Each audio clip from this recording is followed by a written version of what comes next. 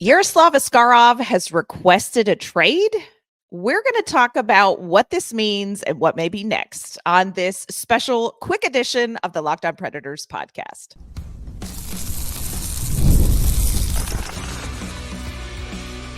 You're Locked On Predators, your daily podcast on the Nashville Predators, part of the Locked On Podcast Network, your team every day.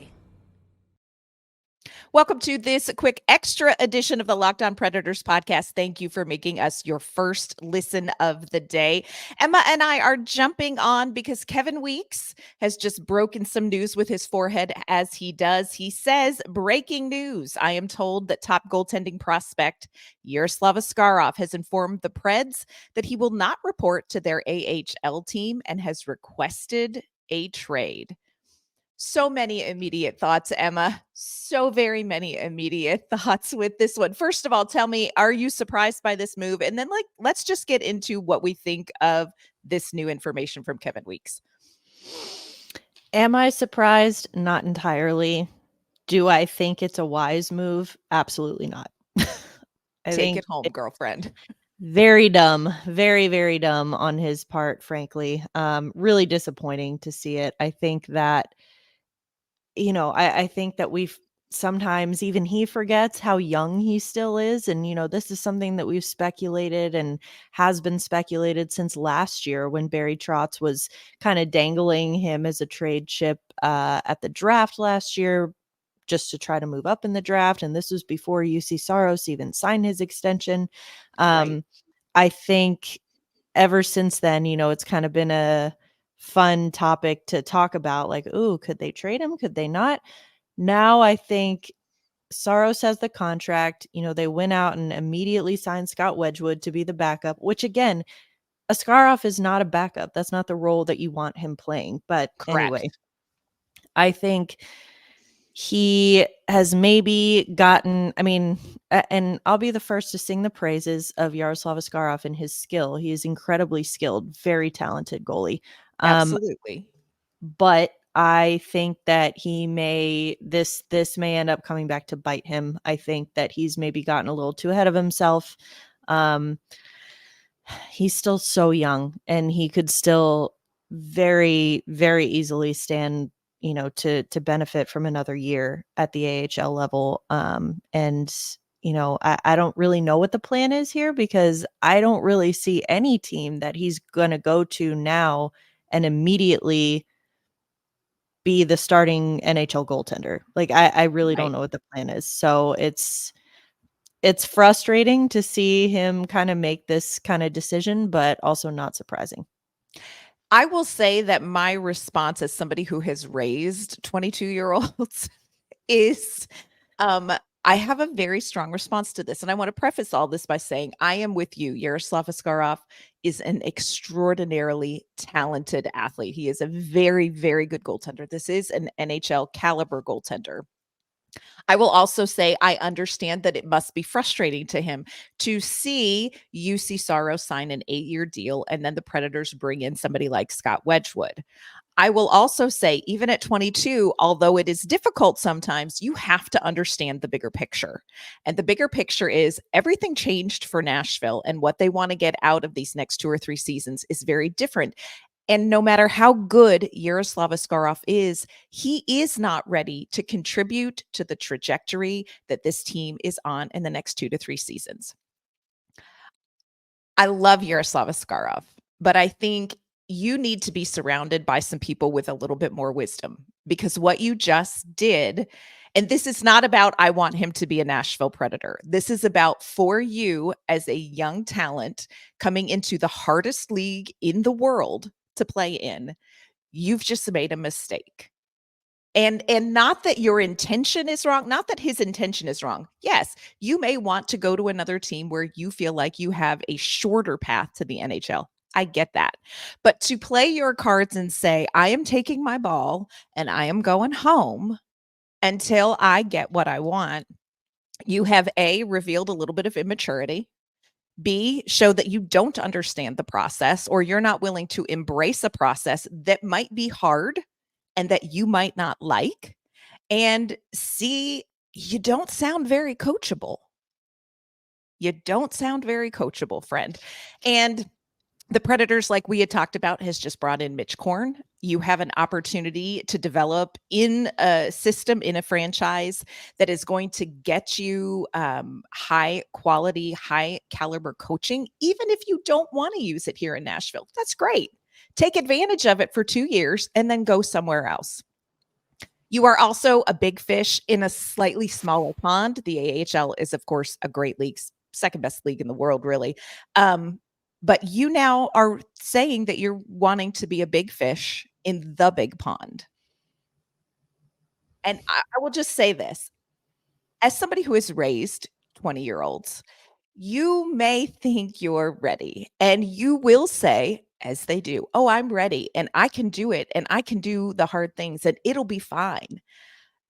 You absolutely can take this path, but you just chose the hard way and you have just hurt yourself and you have hurt your reputation a little bit by the way you're doing this. And it didn't have to be like this. You could make the same decision, but have walked it out with a lot more maturity. And again, it's not because like, oh, I want him to play here. I would love for him to play here, but I'm okay. Like, I get you want to go somewhere where you can play sooner. But this just shows a little bit of a distorted sense of self-importance in the big picture. And it feels a little immature to me. And I hate to say that because, again, Emma and I just adore this guy. I adore this guy. I think that's incredibly well said. I think, it's more eloquently put than how I would put it, which is get over yourself. But I think That's that how I put it with my own 20-year-olds. I just think, it's a lot of it is with, and you and I have talked about this before. I don't know if it's a generational thing, like with Gen Z and expecting the instant gratification. And it's like, everyone says I'm really good, so I am really good. And so I want to be there now. I want my shot now. And it's just like, you kind of get in this vacuum, like you said, of self-importance, where it's like you're just surrounding yourself with people who are telling you how great you are all the time. And you're not getting enough like diversity of opinion. And like you said, it's showing that you're not coachable. And I think, unfortunately, this kind of tracks with maybe some potential concerns that may have been surrounding him previously with, like, why isn't he NHL ready? Well, he's got a little, he's can be a little bit of a hothead. He can have a little bit of a, an attitude, not, in a rude way, but like he can let his emotions get the best of him. Right. And we've seen that in the way that he plays hockey. And so that's caused us to kind of speculate, well, maybe that's the problem. Now he has just shown us, oh, that is the problem. Because I think that, again, when you are, and certainly he's far from the first player to ever request a trade. Like, this is not a new concept, but I think that you have 2 games of NHL experience, 3 games of NHL experience. Right. You have yet to make it through a Calder Cup playoffs without losing your starter's net. Like, I'm sorry, dude, but those 2 things are working against you. And it makes it a very bold claim for you to say, hey, I'm better than this. I want to leave and I want to go somewhere else. And it's like, okay, you very well may be, but I think that, like you said, Anne, you have just chosen the hard way. And I think that, it's just one of those things where you talk about maturity. I agree. I think it definitely speaks to some immaturity, but it kind of makes me want to question what I understand an agent. The agent works for the client. I understand that. And you have to like respect his wishes, but like, it doesn't make sense to me. It's like, yes, you have to respect his wishes, but at the same time, you need to do what's in the best financial interest of the client, because what's in the best financial interest for the client is in the best financial interest for you, because you are taking a cut of whatever he makes. So I get that. But it just seems like this was bad timing.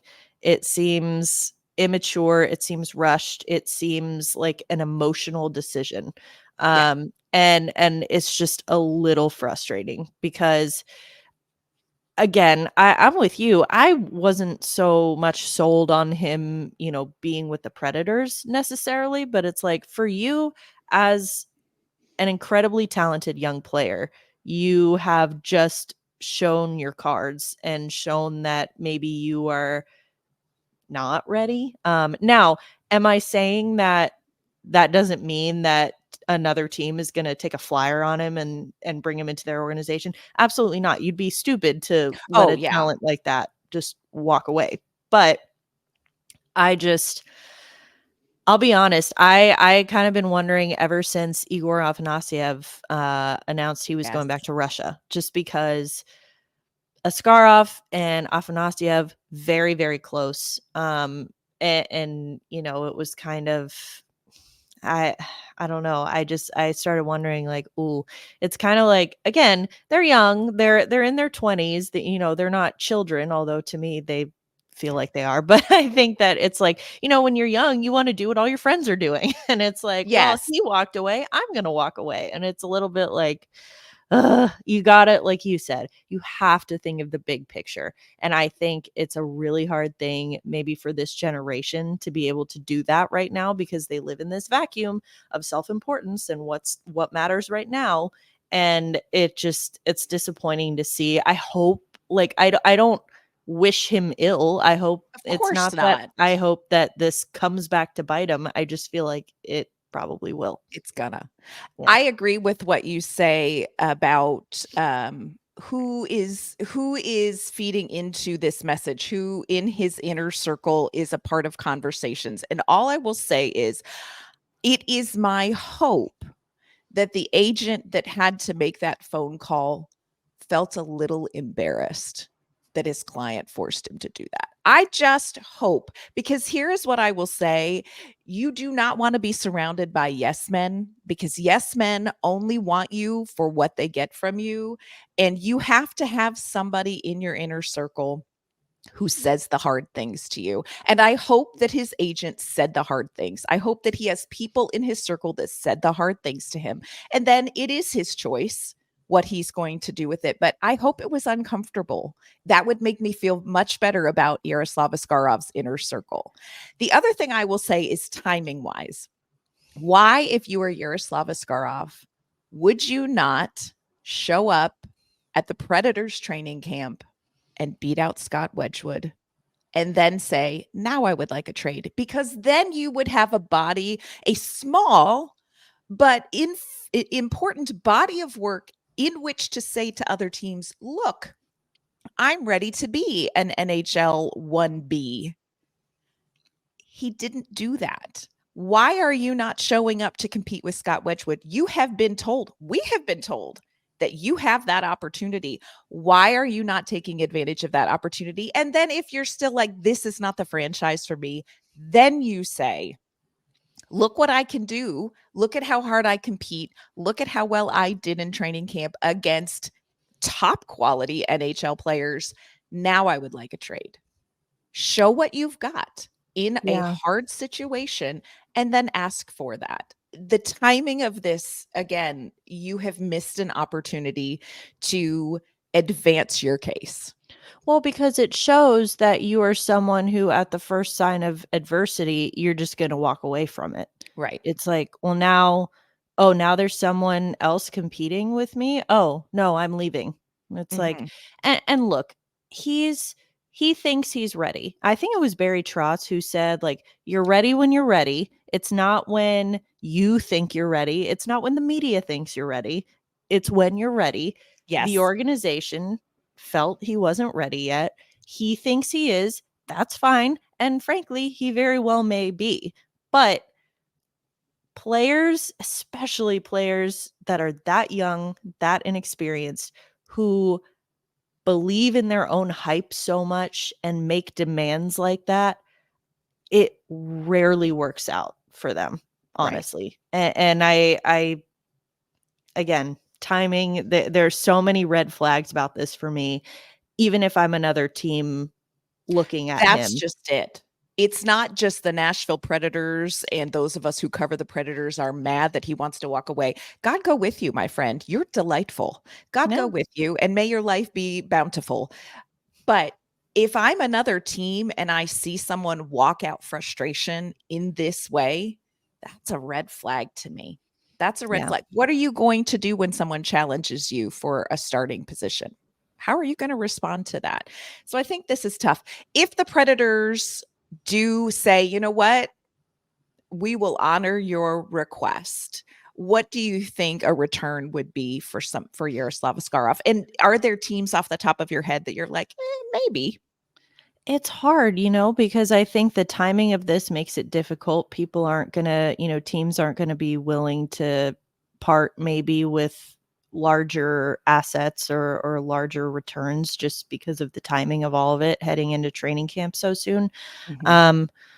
I think it has to, just with the Predators salary cap situation right now, yes, they did get Cody Glass's salary off the books, but I think they still have RFAs to sign. Right. Any part of a return, I think it's going to need to be primarily draft picks and or prospects, which fine, but the Predators have a lot of draft picks. That's And true. maybe they could recoup some of the ones they lost, in the Cody Glass trade, I guess, but it's still just like it's not going to be an NHL return, which I guess is good. Like it keeps your window open a little bit longer, but I think that it's unfortunate now because Askarov has now given Barry Trotz less leverage in this deal because now Correct. it's known like, oh, they're trying to get rid of him.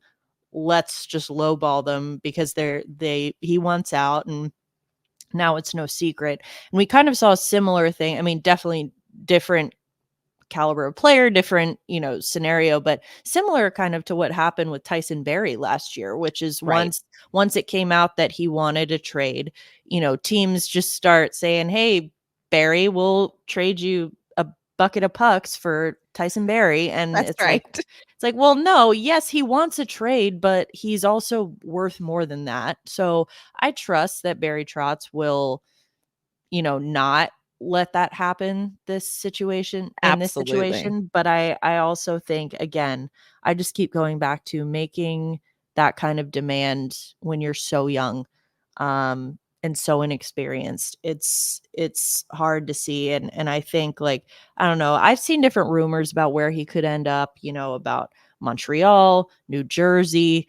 But again, I think where at this point in the season, or the off season, I guess, teams still want to see what they have at training camp. They're not going to be making these like massive roster altering moves at this point, usually. But I mean, I really don't know. I really don't know. It's going to be interesting to see how this plays out for Yaroslav Askarov, for the Nashville Predators, and for teams that are interested in him.